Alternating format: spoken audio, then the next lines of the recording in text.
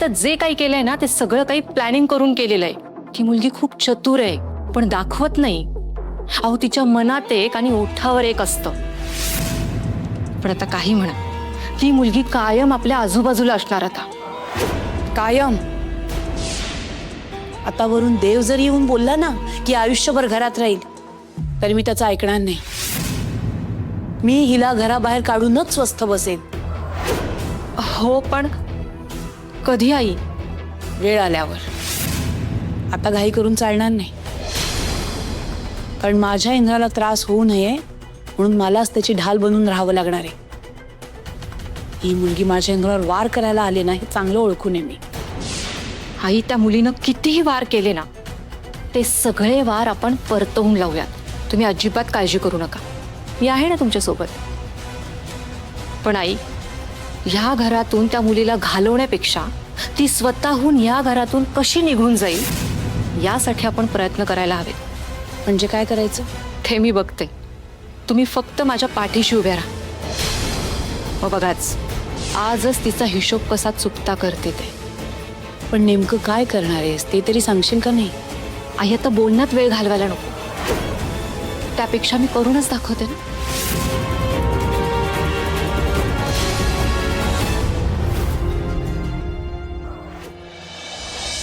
Shirt शोधताय का?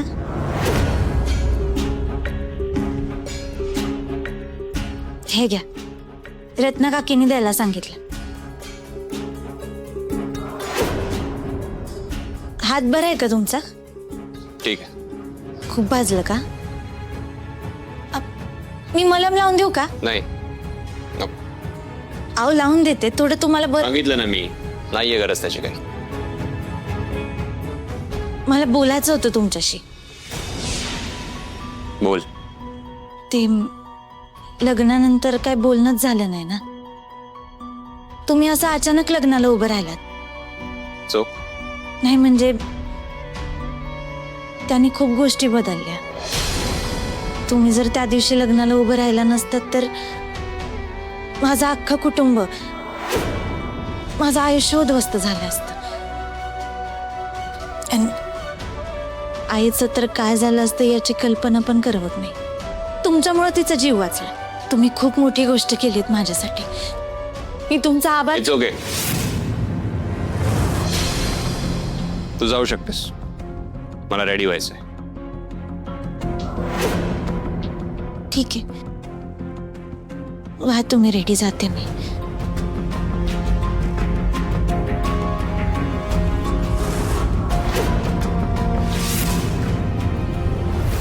अरे यार, आपण फक्त असं बसून राहायचंय का? आबा, अहो मला खूप बोर होतंय आता. मग काय तर यार, दादाचं लग्न झाले आणि कुणाला कसलीच एक्साइटमेंट नाही काय करण्याची. बघ ना यार जुग्रो, जस्ट इमॅजिन आपल्याला इतकं बोर होतंय तर ते राणीला किती बोर होत असेल यार. बोरपेक्षा जास्त वाईट वाटत असेल. काल कळसातली आंघोळ करताना बरोबर नको ते होऊन बसलं, त्यामुळे तिला किती ऐकून घ्यावं लागलं. झालं ते झालं, यावर चर्चा नको. मला माहिती आहे आज जे काही घडले त्यात राणीची काही चूक नव्हती. करेक्ट आहे आबा, खरं तर राणीची चूक नव्हतीच. उगाच मम्माने तिला ब्लेम केलं आणि सगळेच खेळ खेळायचे राहून गेले. हो आबा, इतर कार्यक्रम पण राहून गेले. हो, सगळे कार्यक्रम होणार आहेत. सत्यनारायणाची पूजा पण आपण करायची आहे. तुम्ही तयारीला लागा. खरंच? मग तसं असेल तर आम्ही लगेच तयारीला लागतो. हो ना आबा, जर बाकीचे कार्यक्रम होत असतील तर इतर गेम्स पण खेळूयात ना प्लीज. अहो काकी, सांगा ना काय काय गेम्स खेळायचे असतात लग्नानंतर? सांगा ना प्लीज.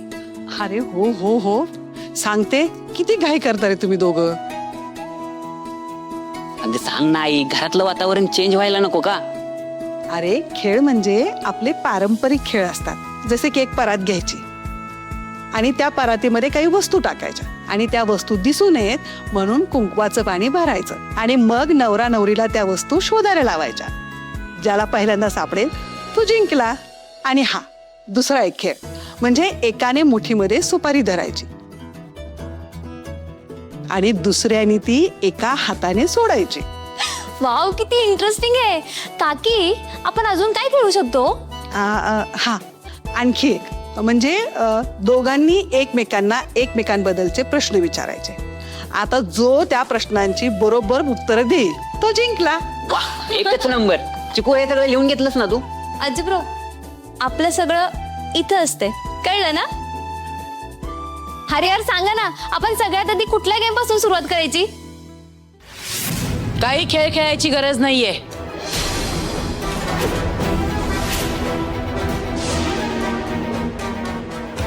झाला तेवढा तमाशा पुरेसा आहे. आधीच्या खेळाच्या नावावर माझ्या इंद्राला जो त्रास झालाय ना, तो काही कमी नाहीये. अहो काकी, पण ते ऍक्सिडेंटली घडलं होतं. ते झालं ते काही ऍक्सिडेंटली नाही झालं. मुळात पाणी गरम आहे का नाही हे चेक करणे ही किती बेसिक गोष्ट आहे, एवढी कळू नये का माणसाला? त्यामुळे आता पुन्हा हे असले खेळ खेळण्याची ना काहीच गरज नाहीये. अगं पण मम्मा प्लीज, आधीच खूप बोर होतंय, असं नको ना करू. हे बघ, यापुढे काहीच नाही होणार याची काळजी ना आम्ही घेतो. चिकू, मी एकदा नाही म्हटलेलं कळत नाही का तुला? अगं मम्मा, आधीच घरात किती कंटाळवाणं वातावरण झालंय बघ ना यार. आणि मला सांग, दादूचं लग्न आपण सेलिब्रेट करायला नको का? मुळात लग्न सेलिब्रेट करायला सगळं काही सगळ्यांच्या मनासारखं नाही झालेलं. जगात काडीचीही किंमत नसलेल्यांना घरात आल्या आल्या एवढी किंमत आणि वेळ द्यायची काहीच गरज नाहीये. मी ऐकून घेतोय म्हणून जास्त बोलू नका. राणी आपल्या घरची सून आहे आणि नवीन सून घरात आली आहे याचा तुम्हाला आनंद साजरा करायचा नसेल काय हरकत नाही. पण ज्यांना करायचंय त्यांना करू द्यात. उगाच तुम्ही खोडा घालू नका. मी खोडा घालत नाहीये, पण इंद्रा हे खेळ खेळणार नाही एवढं मात्र नक्की. मी खेळ खेळणार आहे आई.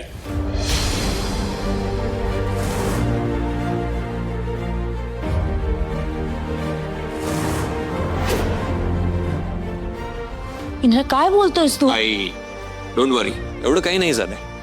चिकू, तुला खेळ खेळायचे आहेत ना? चल सुरुवात कर. आणि हो, राणीला सांग हारायला रेडी राहा म्हणावं, कारण तुला चांगलं माहिती इंद्रा कधी हार मानत नाही. इंद्रा तू आई डोंट वरी, काय एवढं टेन्शन घेतेस?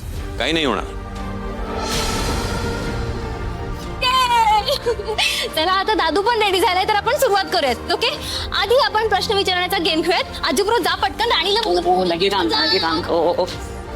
थँक्यू. मालतीच्या मनात राणी विरोधात जी आग धुमसतीये तिला हवा द्यायला हवी. इंद्रासाठी आबा आता जवळजवळ दुश्मन झालेच आहेत. त्यांच्या नात्यातली खडी विस्कटली. आता ती खडी कायमची उद्ध्वस्त करायची.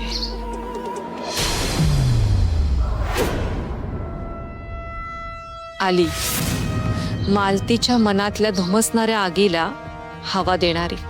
ओ माय, अहो या ना इकडे या.